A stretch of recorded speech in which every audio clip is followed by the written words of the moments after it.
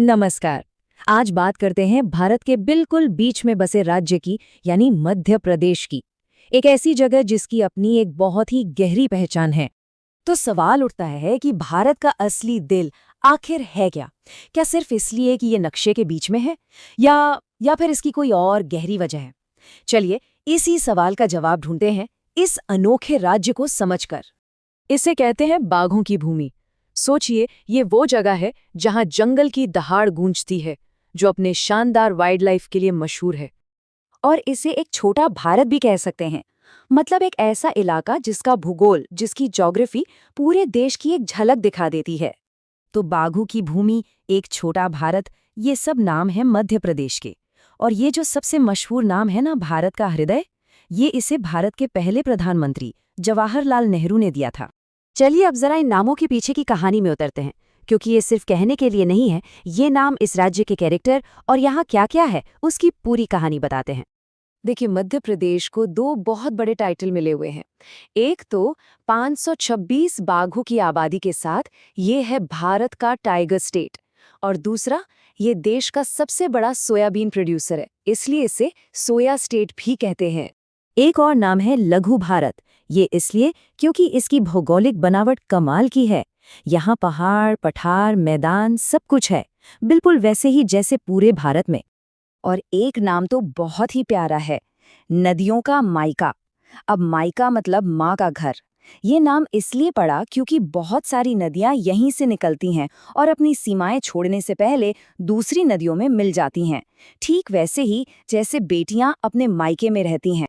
तो सवाल ये है कि ये पहचान ऑफिशियल कैसे बनी? ये हुआ साल 1981 में, जब राज्य ने अपनी 25वीं सालगिरह मनाई। तब एक राज्य प्रतीक अधिनियम पास किया गया और इन सभी सिंबल्स को आधिकारिक दर्जा दिया गया। तो अब बात करते हैं मध्य प्रदेश के ऑफिशियल सिंबल्स की। देखते हैं कि ये चिन्ह इस राज्य की पहचान को कैसे बनाते हैं। इसका जो राज चिन्ह है वो राज्य की सोच को बहुत खूबसूरती से दिखाता है। देखिए, इसमें एक गोला है जिसमें 24 स्तूप हैं जो लगातार तरक्की का प्रतीक हैं। फिर अंदर गेहूं और धान की बालियां हैं। बीच में राज्य का पेड़ बरगद है, और हाँ, हमारा राष्ट्रीय प्रतीक अशोक स्तंभ भी है। साथ में लिखा है मध्य प्रदेश शासन और सत्यमेव जयते। और अब मिलिए राज्य के पशु से। ये है शानदार बारहसिंगा। ये हिरन की एक बहुत ही खास प्रजाति है, जिसे बचाने के लिए मध्य प्रदेश सरकार बहुत मेहनत कर रही है। और एक मजेदार बात, कान्हा टाइगर रिजर्व ने तो लोगों को इसके बारे में बताने के लिए एक मैस्कॉट भी बना दिया है। नाम है भूर सिंह द बारहसिंगा। है ना कमाल का आइडिया? बात यहीं खत्म नहीं होती। राज्य की जो मछली है महाशीर, उसे भी एक दमदार नाम मिला है, पानी का बाघ या टाइगर ऑफ द वाटर। ये बताता है कि ये कितनी जरूरी है और इसे भी बचाने की जरूरत है।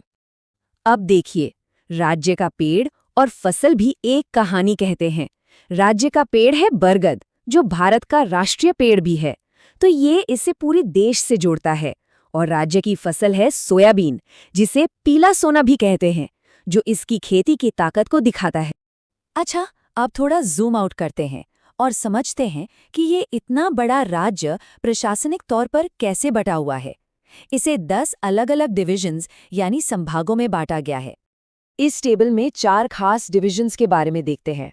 जैसे जबलपुर एरिया के हिसाब से सबसे बड़ा है, तो इंदौर आबादी के हिसाब से।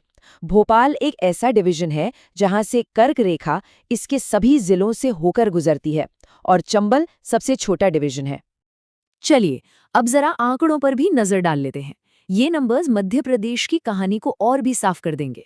सबसे पहले तो इसका साइज, ये कितना बड़ा है, 3,08,252 वर्ग किलोमीटर। मतलब ये भारत का दूसरा सबसे बड़ा राज्य है। लेकिन जब पढ़ाई लिखाई यानी लिटरेसी की बात आती है तो काफी बड़ा अंतर दिखता है। एक तरफ जबलपुर जिला है जहां लिटरेसी रेट 81% है, तो वहीं दूसरी तरफ अलीराजपुर में ये सिर्फ 36% है। यही हाल जनसंख्या घनत्व का है, मतलब 1 स्क्वायर किलोमीटर में कितने लोग रहते हैं। भोपाल में जहां 855 लोग रहते हैं, वहीं डिंडौरी में सिर्फ 94। और आखिर में ये है वो 4 जिले जो राज्य की चारों दिशाओं की सीमाओं पर हैं।